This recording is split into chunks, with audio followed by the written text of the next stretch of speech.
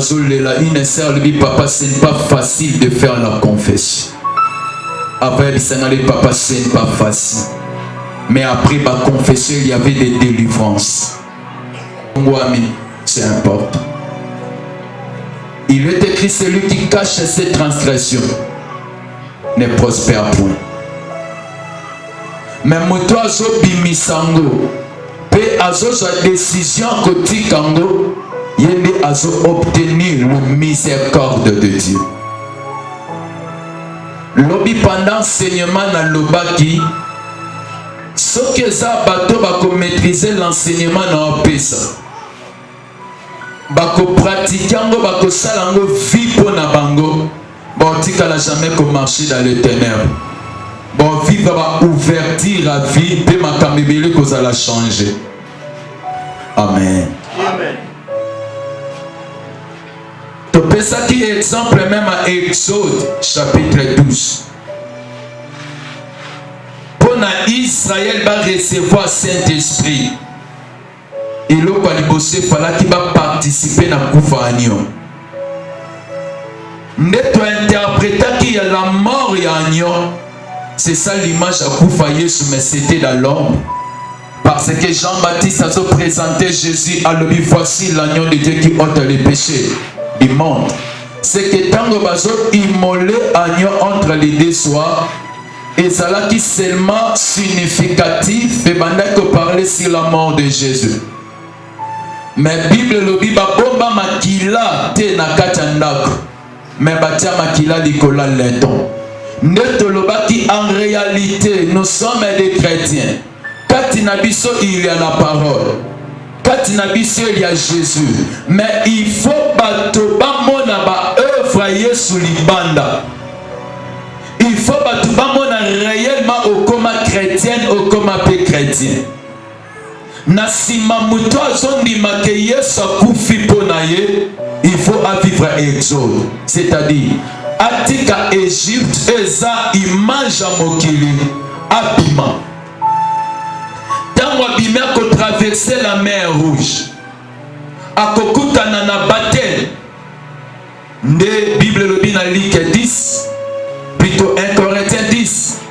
Tango Israël bazo traverser mer rouge. Pour la lobby ezaki batel mais pour na bango. Parce que Moutouan Nimeli Yesu le quoi mo consipe mon bixi il faut c'est dans l'eau de baptême.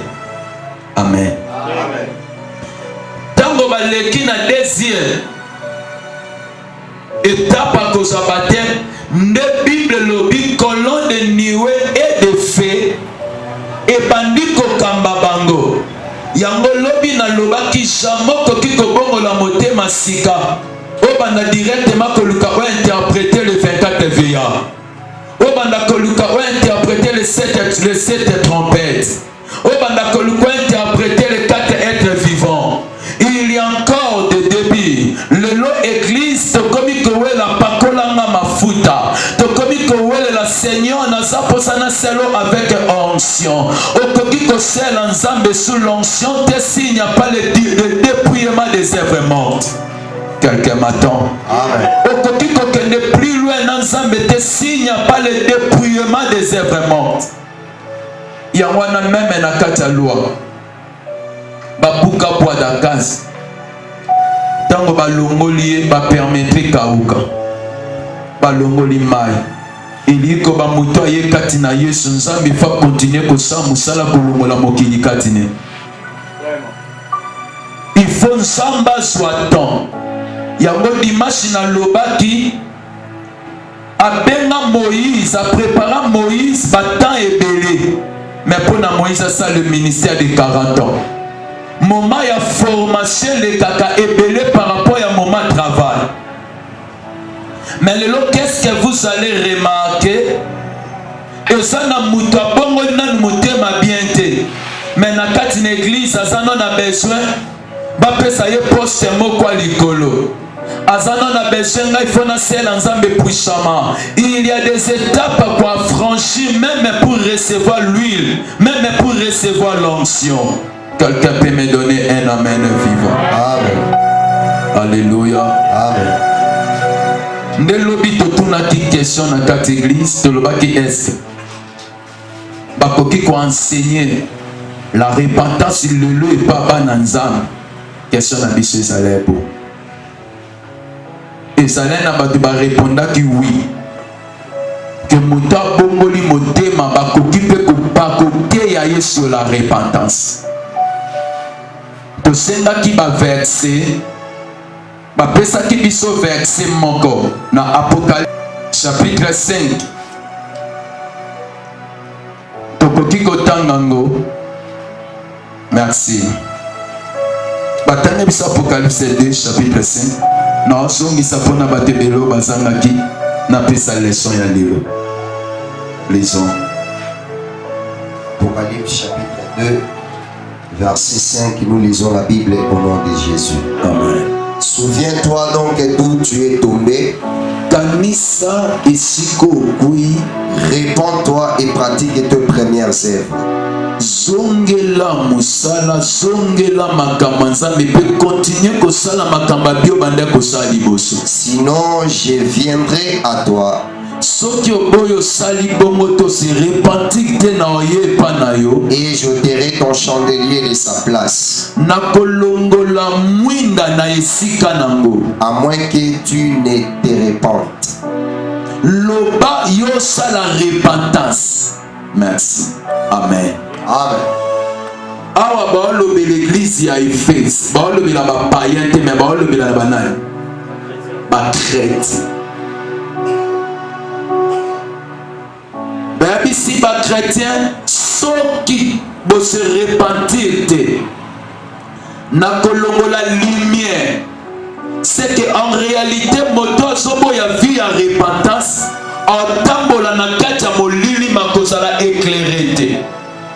Yango moni bana nzambe bela za mwana nzambe mais aza na ba mari de nuit, aza ba femme de nuit, aza ba problème compliqué, ba problème bizarre parce que nzambe a passé temps à se repentir en haut ya Dieu est en train d'enlever la lumière. Ça on adresse à une église. Tu peux ça qui deuxième verset Apocalypse 3:20. La Bible nous dit voici je me tiens à la porte et je frappe. Amen. Amen. Si quelqu'un attend de ma voix, il ouvre sa porte, j'entrerai. Or selon la Bible, la porte c'est le cœur. Amen. Amen. Le cœur nous permet de recevoir la parole, de recevoir Dieu. Mais dans cette église, il y avait un problème. Église rejeta Yesu libanda. Ebwaka Yesu libanda. Yesu azobeta porte. Lobi bofongola na kota. Lobi tolobaki na kati enseignement ezape image abana nzambe bele. Ayaka na église. Azaka na ye modérateur. Azaka na ye prédicateur. Mais dans son cœur à vivre Kalissu c'est la présence de Dieu. Dans son cœur à vivre Kalissu c'est l'intimité de Dieu. C'est-à-dire il a déjà rejeté Jésus-Christ. Yamone babengaka le peuple apostate. Yamone babengaka l'apostasie. Yamone babengaka le rétrograde. C'est-à-dire motasonga sima na makabwanza. Mosusu pa bwaka nzambe kala abimisa déjà Yesu. Oui, ayamaka Yesu, mais après abandonner Yesu. Ah bah le ba chrétien, c'est que dans quatre églises, c'est possible qu'il y ait repentance. Nous sommes d'accord.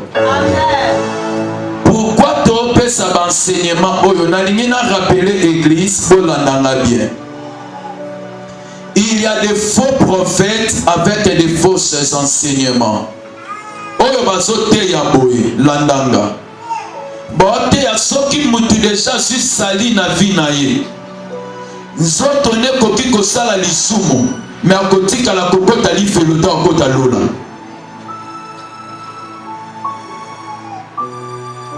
Ete ya mana ba internet, ete ya mana ba TVP ça na bana nzambe ba hotel yango.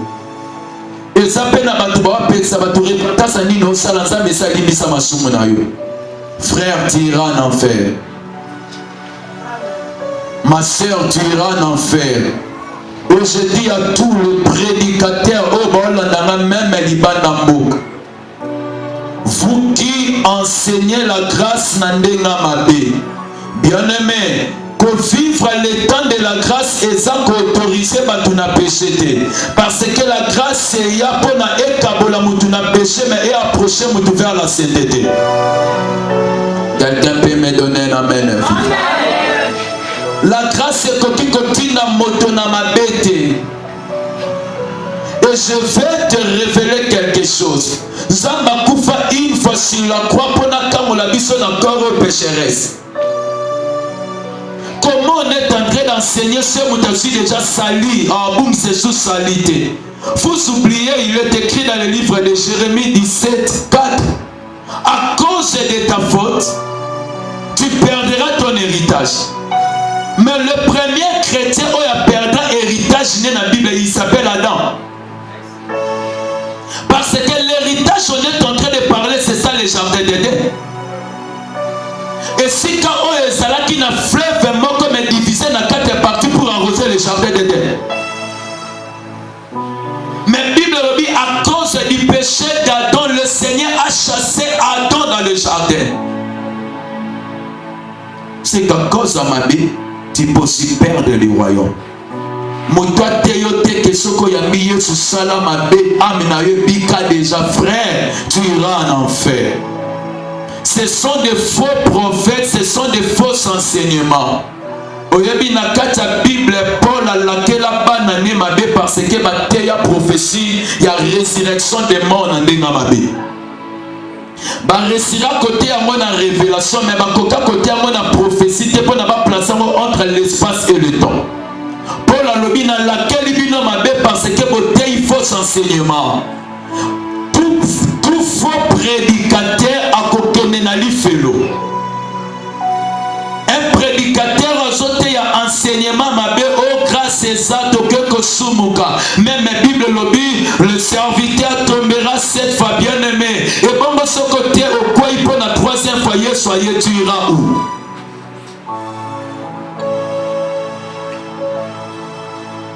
Il y a des faux enseignements. Moussou Salobi repentance à Nini, c'est ça Koufa. Attends au ciel, ma belle, le Seigneur est en train de nous voir sous la grâce. Et bon, ce qu'on mon avis sous la grâce, pour Nini Saint-Esprit, pour moi, Nania, c'est sa fille, en a 4 ans.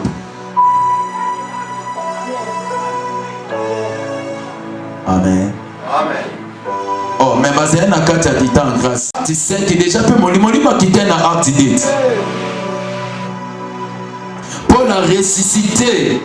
À faire marcher les paralytiques dans acte 3. Mais dans acte 5, à cause de Mbongo, à cause de l'Okuta, moi sina mobali bakufa na l'église. Yango tolbaka Yesu alimbisa moi sandumba, mais pour na faire Mbongo boma.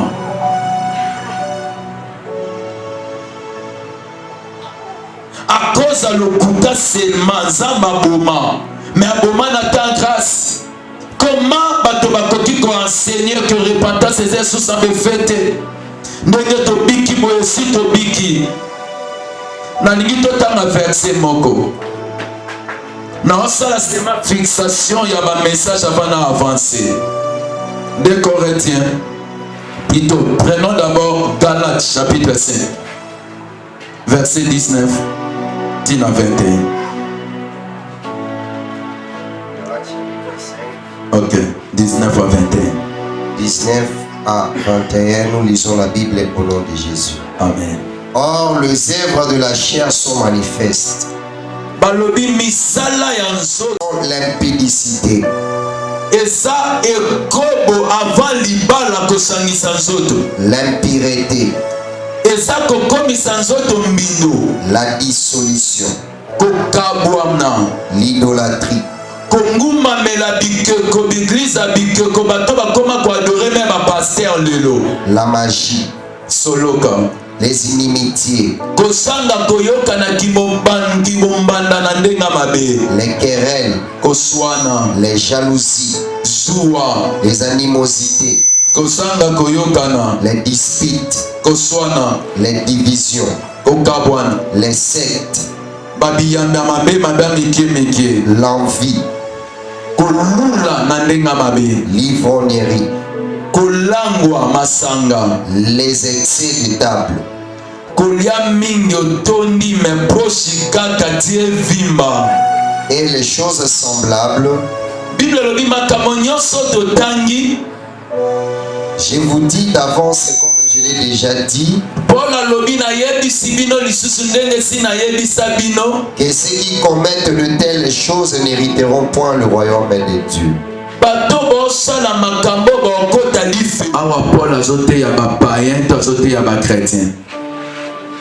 Église, azote ya ba païen. Siko yonde ni nokoki kote ya ke mutazu déjà sali.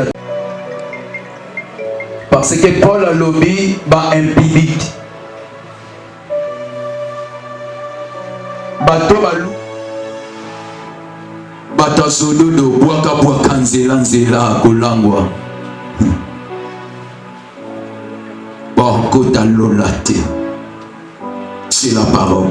Ate ya ba chrétien. Ndekonanga. En mettant notre ya bino enseignement oyo na lina biso ke Yesu akoya na 20h juste.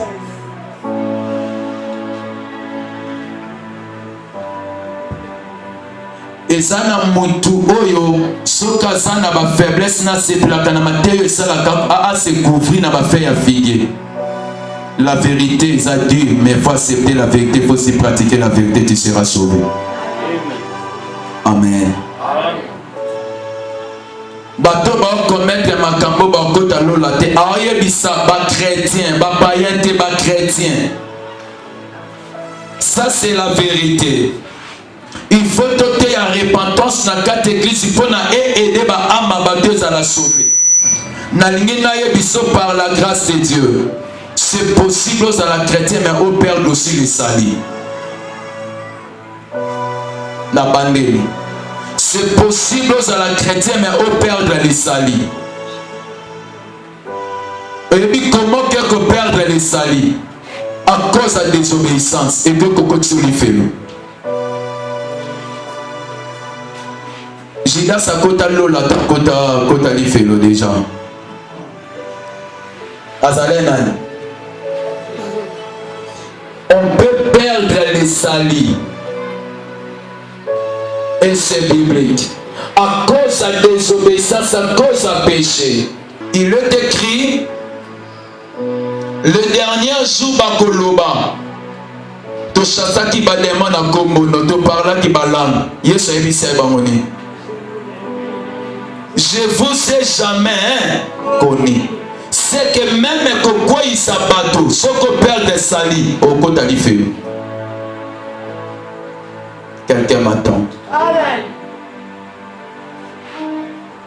Na médita 1 Corinthiens 9, 24 à 27. Paul Oloba. Nazokima nama sekite.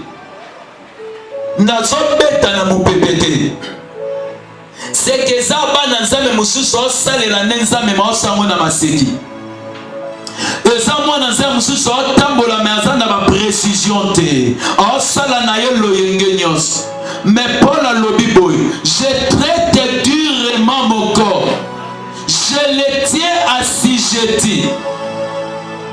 J'ai peur que après avoir prêché les autres que moi-même je sois rejeté. Mais tant que Paul a solo babongo rejeté les akokota lifelo. Parce que c'est dans le dernier jour des hommes qui ont rejeté par escroc.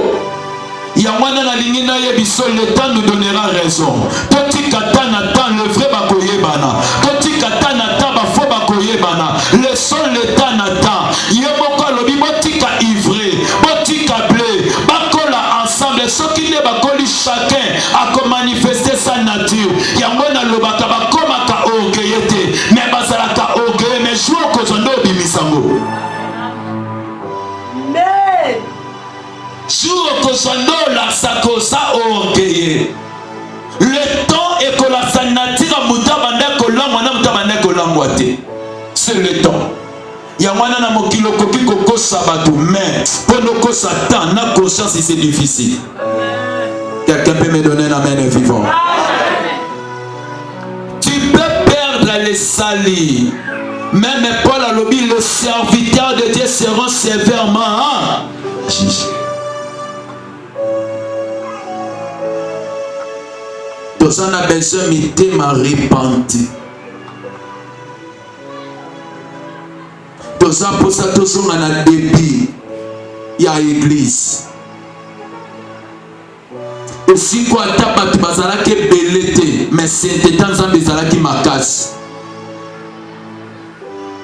Que ce intercesseur va foutre va venir ko prier tu sens que ma fouta oyo a pas fruit sacrifice mais a fruit sanctification.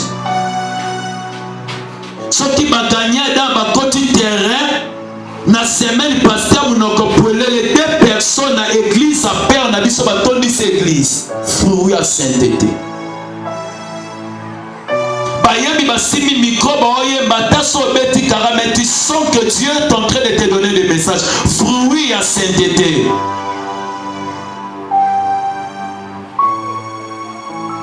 Tous on a besoin il y a un message à boyer. C'est comme si tu prêches na kata ya kunda. Neti basate me batu basamite me yoka. Amen. Tokeyi trop vite en désordre. Nous savons besoin de songa sous le pied du maître. Toye bisaye que tout ça na yeposa. Amen. Amen. Merci mon fils, on peut aller. Et l'équipe de Pesaki Nimbola. De la repentance. Mais on avait dit une chose. Avant de donner la définition propre de la repentance, on avait expliqué. Ok. Amen. Amen. Parce que avant de saisir la définition de repentance est propre. Tu dois aussi savoir d'abord ce que la repentance n'est pas. Et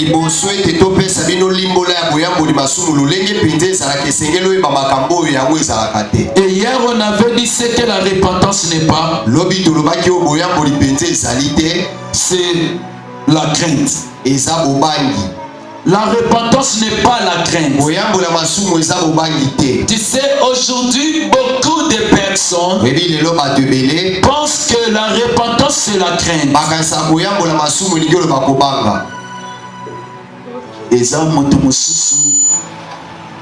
bateye na pesa que exemple c'est net qui femme et mon kakufa si quoi.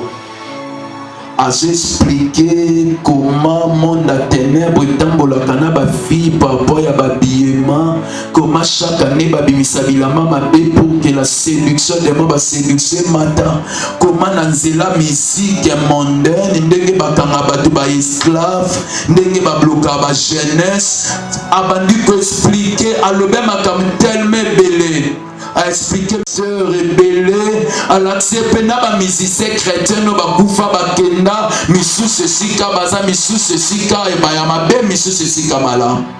Cette maman tango témoigner on résiste si qu'on a kata seka ko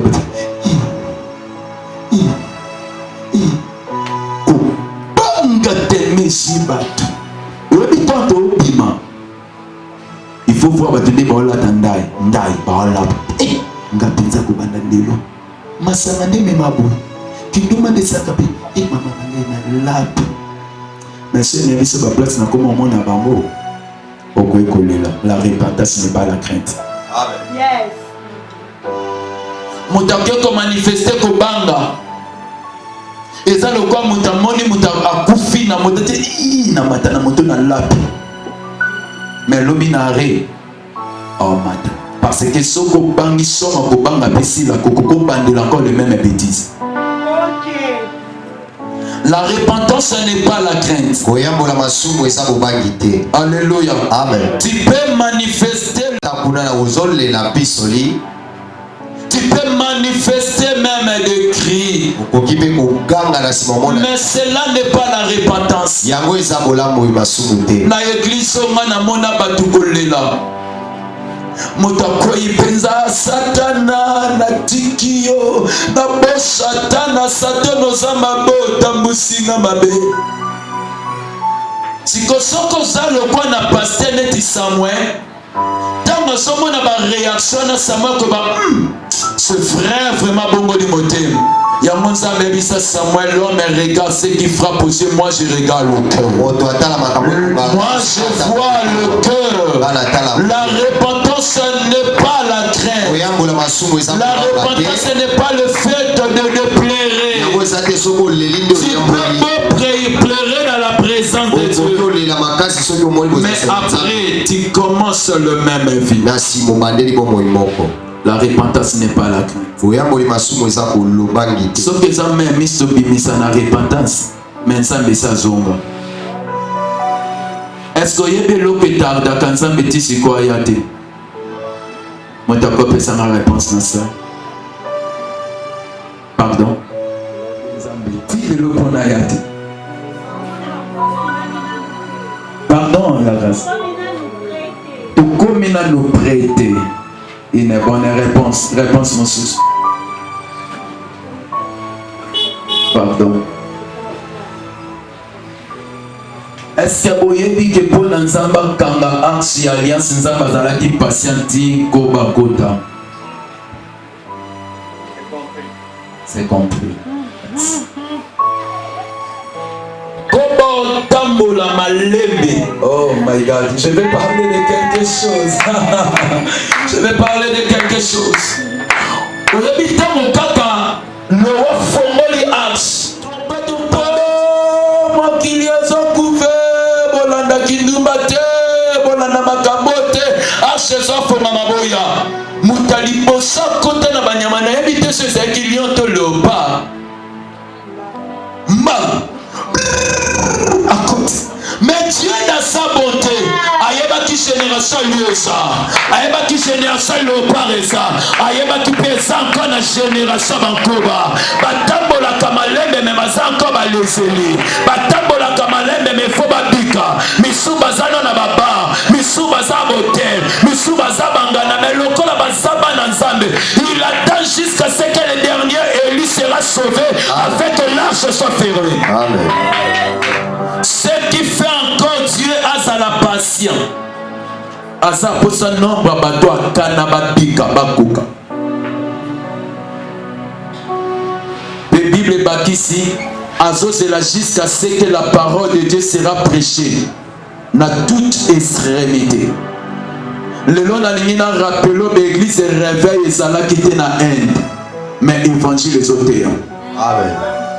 Et si quand évangile commenté au comment et ça parmi si même temps au moment la guerre bitumbe ça les malades Israël c'est un signe et ça la repentance ce n'est pas la crainte. Souviens-toi combien de fois tu as pleuré. Aujourd'hui tu es où? Combien de fois tu as vu, tu as eu de fermes décisions. Aujourd'hui tu es où?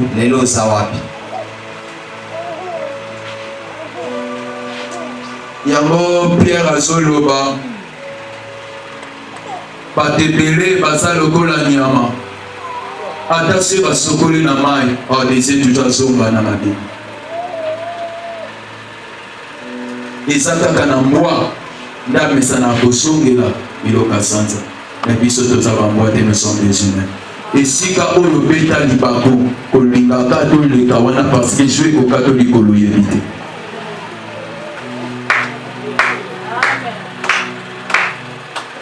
Et loko yelelisa yo kolingaka te oleka toujours wana jour ekoboma yo oyeba te. Nalingi na rappele yo soko yoki moto akufi na avortement peut-être ezaka mbala liboso te abenga moto mosuli yanzi aza mpe na badokter maître aka eloko wana jona spécialiste c'est-à-dire tunga moko ebi mais je me suis abeta tunga comme les bandofi tout ça la boye baluka moto akufi sous l'avortement après avoir bossé l'ensemble chrétien au Pérou. On ne prépare pas la vie pour finir mal, mais on prépare la vie pour finir dans le bonheur. Attention à Banzelo le caca. Comme un spécialiste était dans même pardon. Lobo il va dire frère. Seigneur pardonne-moi. Lobo il mes frères nanda.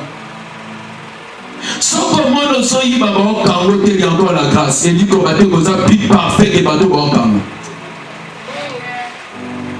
Je répète ma phrase. Ce qui va se kanga yo te lingolo va te causer parfait. Na linesa moto moko ko luka to tika mabe shoko yo kasolo. Mais le kwanza ba bimi sauter c'est le temps de laisser. Amen. Le kwanza te ki c'est le temps de faire quoi? De laisser. Parce que dans mon kiliso que ça na mutaza spécialiste à exposer à tous ces dieux. Si le Seigneur ne dispose pas, c'est qu'à ce moment alors c'est à toi de retourner, c'est à toi de revenir, de reconnaître tes péchés, de se mettre dans les bons. Amen. Au l'équipe bateau nous a bétaté dans même péché au sol.